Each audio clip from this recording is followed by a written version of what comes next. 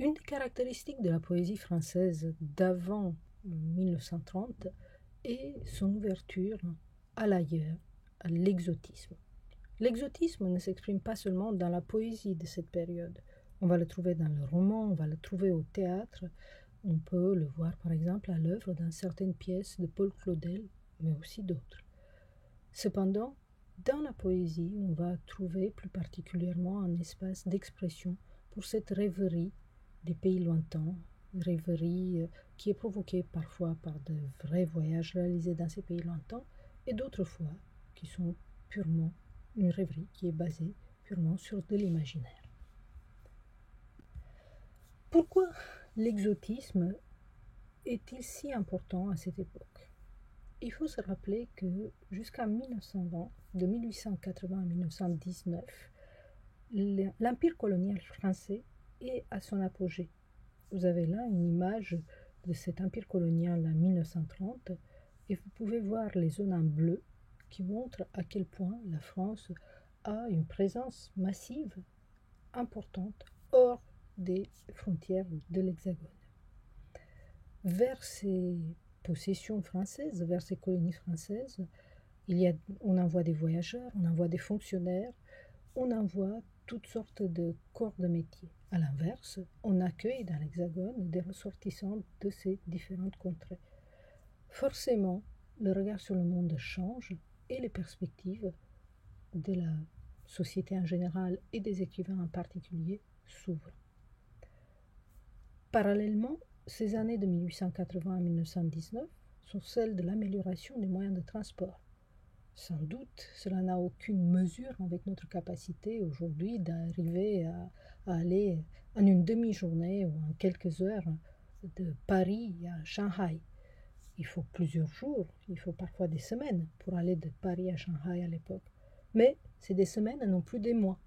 Donc il est plus facile d'aller loin, il est plus facile d'aller voir comment vivent les hommes et les femmes ailleurs.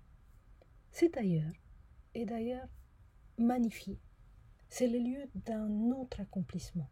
C'est le lieu d'une alternative par rapport à la vie que l'on connaît dans l'Hexagone, par rapport à la vie corsetée, par rapport à la vie soumise à des règles et à des codes. L'ailleurs est également l'endroit où on peut redécouvrir les corps et la sensualité, les corps et la sensualité qui sont plutôt cachés, niés, occultés dans la France de l'époque et en raison des codes de la vie de l'époque. Un des premiers écrivains qui va vraiment détonner cette thématique de l'imaginaire est Pierre Loti. Pierre Loti est un officier de marine et à ce titre, il a littéralement parcouru le monde entier. Il voit des civilisations diverses et variées en étant toute sa vie attaché notamment à la civilisation turque. Et dès 1879, il publie un récit, Asiadé, qui raconte une histoire d'amour d'un officier de marine, dans lequel bien sûr on va pouvoir reconnaître une projection de l'auteur, et une belle turque. Et à ce thème de la Turquie, à ce thème de l'amour enchanté avec une turque, Pierre Loti va revenir à plusieurs reprises. Cependant, plus largement, il va évoquer dans son œuvre la Chine, il va évoquer dans son œuvre l'Inde sans les Anglais, par exemple, de 1903. Il va évoquer dans son œuvre plusieurs autres lieux, plusieurs autres endroits. Son œuvre est parcourue donc par un attrait pour le lointain, pour la beauté qui ne respecte pas les codes classiques, les codes hérités de la culture grecque et latine, mais son œuvre est également parcourue par un pessimisme croissant qui constate le délitement des civilisations anciennes comme la Chine, qui est sensible à la décomposition. La beauté que Loti observe ailleurs est une beauté souvent funèbre. Le voyageur lui-même, qui arrive d'Europe porté par une volonté d'action, porté par une pensée positive, nous on dirait cartésienne, eh bien le voyageur lui-même est de moins en moins capable d'action au contact de ces civilisations lointaines et anciennes, et il va devenir de plus en plus attentif à la recherche du beau, à la recherche du geste parfait, qui va se traduire dans l'œuvre par la recherche du beau style et de la musicalité de la phrase. L'ailleurs donc, finalement, chez Pierre Loti, n'est pas un lieu de la réussite, mais le lieu où se déroule une histoire tragique, une histoire de la perte de soi. D'ailleurs, l'ailleurs, c'est l'endroit où, par définition, on ne peut pas rester. Ça ne devient pas l'endroit à soi, ça ne devient pas la maison. Donc, on finit par s'en aller, et cela provoque un regret obsédant.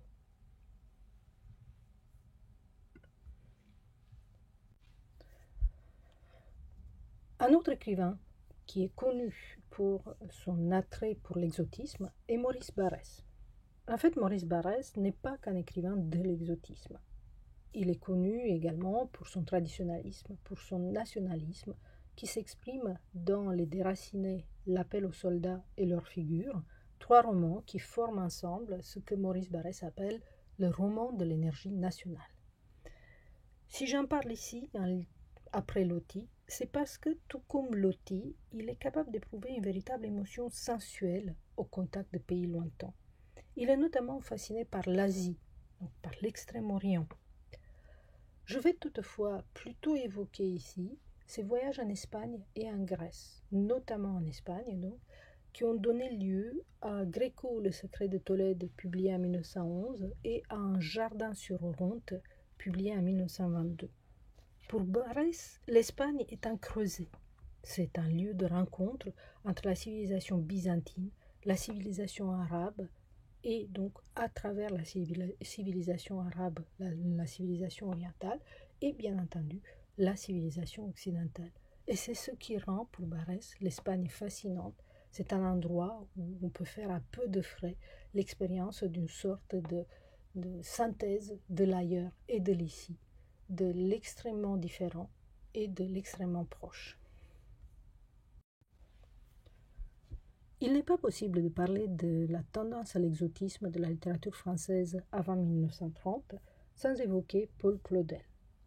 De Paul Claudel, il sera également question lorsqu'on parlera du théâtre avant 1950.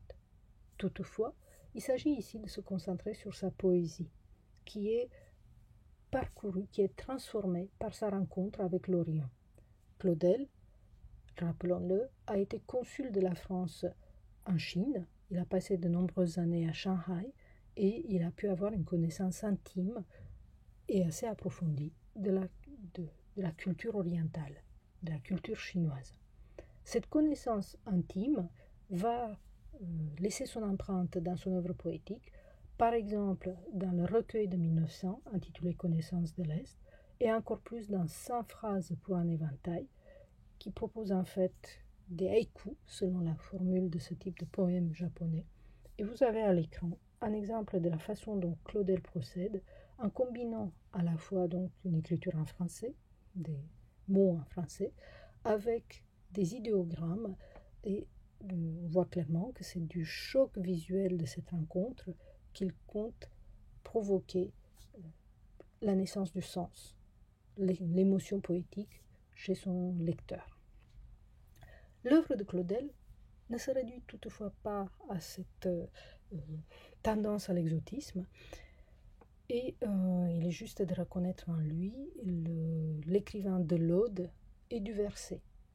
Ce sont deux formes fort anciennes qu'il va retransformer, qu'il va non pas remettre au goût du jour, mais auquel il va donner une nouvelle dignité en ce début du XXe siècle.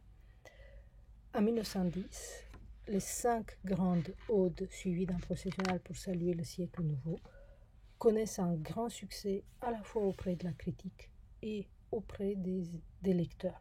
Pourquoi ? Parce qu'il s'agit de véritables célébrations de la création. Je vous rappelle également que Claudel est un auteur catholique qui s'est converti, qui a redécouvert la foi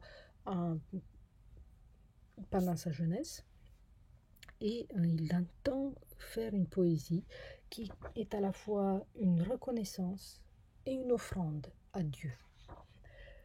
Mon Dieu, qui au commencement avait séparé les eaux supérieures des eaux inférieures, et qui de nouveau avait séparé de ces eaux humides que je dis, l'aride comme un enfant divisé de l'abondant corps maternel, la terre bien chauffante, tendre feuillante et nourrie du lait de la pluie, et qui, dans le temps de la douleur comme au jour de la création, saisissait dans votre main toute puissante l'argile humaine, et l'esprit de tous côtés vous gicle entre les doigts. De nouveau, après les longues routes terrestres, voici l'ode, voici que cette grande ode nouvelle vous est présente. Donc, on voit bien dans ce fragment de texte que je viens de citer comment Claudel, d'une certaine manière, réécrit la Bible, réécrit le récit des origines, non pas, bien sûr, pour faire concurrence à la Bible, mais pour apporter sa pierre à la célébration de Dieu qu'il croit reconnaître dans la Bible. Parmi les écrivains fascinés par l'Orient, vous avez déjà entendu parler dans une autre présentation de Victor Ségalen.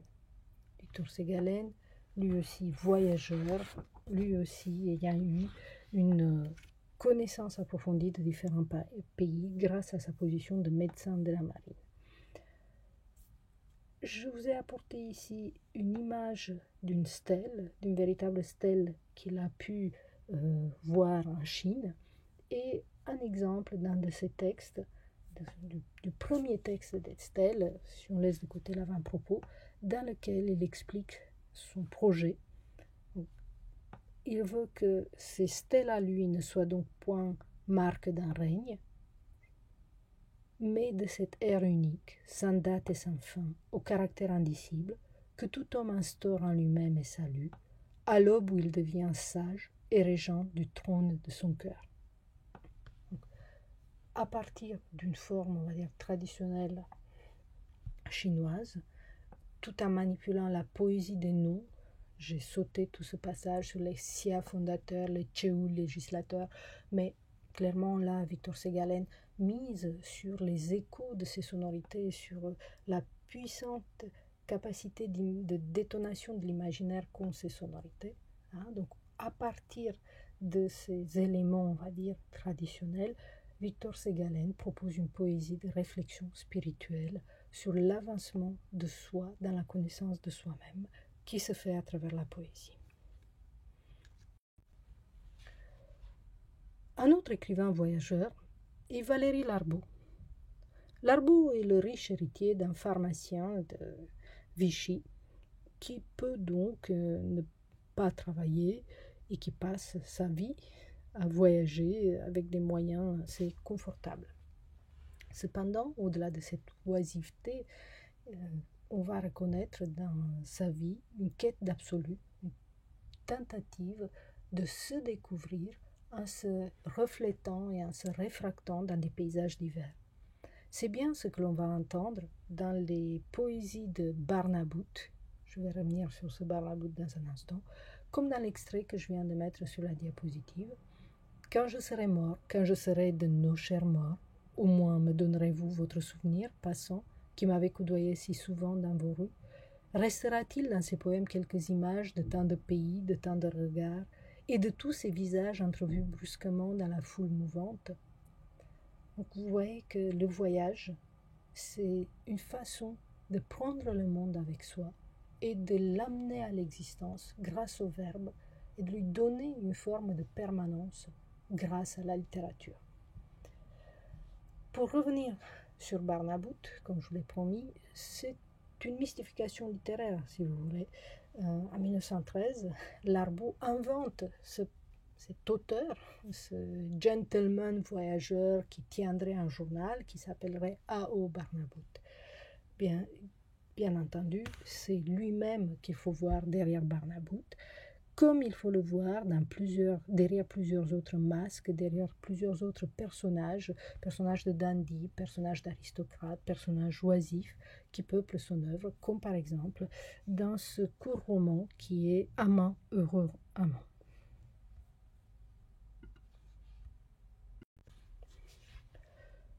Avec Saint Jean Perse, on va avoir affaire à un autre type d'exotisme que celui que l'on a trouvé jusqu'à présent dans l'œuvre de Loti, de Ségalen, de Claudel ou de Larbaud. Saint-Jean-Perse n'est pas un voyageur qui part de France pour aller vers ailleurs, c'est quelqu'un qui est né ailleurs et qui se retrouve en France en dépit de sa volonté. De son vrai nom, Alexis Saint-Léger-Léger, Saint-Jean-Perse est en fait issu d'une famille qui s'était installée aux Antilles depuis le XVIIIe siècle. Pour des raisons financières, cette famille est obligée de quitter les Antilles et de revenir dans le pays mère, un pays qu'elle avait quitté depuis plusieurs générations. Du coup, pour Saint-Jean-Perse, les lieux de naissance et de l'enfance sont des paradis perdus. Son œuvre va donc être traversée par une véritable rêverie de l'île, de ce qu'il appelle l'eau des feuilles vertes. Son œuvre est caractérisée par des rythmes extrêmement élaborés, par une recherche sur l'énoncé nominal qui va convoyer un maximum de signification. Sa poésie est un mouvement, mais elle se caractérise en même temps par un véritable plaisir de nommer les choses avec précision. Saint-Jean-Perse a de multiples connaissances de géologie, de géographie, de physiologie, et ces connaissances vont percoler dans son œuvre. J'attire votre attention, par exemple, sur les significations extrêmement complexes qu'il attache à un mot comme amer, qui donne le titre d'un recueil de 1957. Amer, on va entendre le mot mer dans ce titre, et l'extrait que vous avez, le texte 84 que vous avez dans la brochure, évoque largement la mer. Mais amer, c'est également le goût amer de l'eau de mer, le goût amer du souvenir. Et amer est enfin un terme technique qui désigne en langage de marin un repère que l'on peut prendre sur la côte pour savoir où l'on est. Une maison d'une forme caractéristique ou un arbre ou d'autres éléments de paysage. Je vous laisse découvrir les autres titres que j'ai mis à l'écran, en sachant que chez Saint-Léger-Léger, donc la musicalité est toujours une préoccupation, mais que le matériau essentiel de sa poésie reste le mot. Pour Saint-Jean-Perse, il faut surtout se garder des approximations symbolistes. Terminons ce parcours en évoquant Blaise Cendrars, de son vrai nom Frédéric Louis Sauser, né en Suisse en 1887 et mort en 1961. Blaise Cendrars est un voyageur à l'instar de Loti, à l'instar de Ségalène ou de Valéry Larbaud. Son pays de prédilection n'est toutefois pas l'Asie, comme on l'a vu dans le cas de Ségalène ou de Victor Claudel, mais la Russie, et plus précisément la Sibérie, cette partie du nord de la Russie, cette partie désolée et souvent prise sous les glaces et sous la neige. En 1913, Cendrars va d'ailleurs publier La prose du Transsibérien et de la Petite Géante de France, un hommage à ce territoire, à son voyage à travers ce territoire du Nord. Ce que vous avez à l'écran, c'est une édition de La prose du Transsibérien illustrée par l'artiste Sonia Delaunay. Mais dès sa première publication, La prose du Transsibérien est un objet extraordinaire, puisque c'est un poème publié sur un long rouleau de près de 2 mètres. De cette façon, le poème essaie de représenter matériellement la longueur, d'évoquer matériellement la longueur de ce chemin de fer qui parcourt la Sibérie. Dans l'arrangement des vers sur la page, dans le rythme que l'on entend dans ces vers, on va d'ailleurs de temps en temps entendre comme des échos de la cadence des roues sur les rails. Frédéric Louis Sauser n'a pas été qu'un amoureux des grands espaces comme ceux de la Sibérie, il est également intéressé par la ville, par le caractère pressé et décousu du rythme urbain. Dans 19 poèmes élastiques, publiés en 1919, il va rendre hommage à la modernité urbaine. Il a également été grand reporter et correspondant de guerre. Il a d'ailleurs été blessé à la guerre et il va raconter ses blessures, il va raconter ses voyages, il va raconter ses rencontres, non plus sur un mode poétique, mais sur un mode narratif, dans ses mémoires publiés de 1945 à 1949. Voici donc quelques jalons que l'on peut poser à propos de la tendance à l'exotisme de la littérature française avant 1930, une tendance à l'exotisme qui ne s'arrête pas après 1930, mais qui, sans doute, va être moins caractéristique de la littérature française.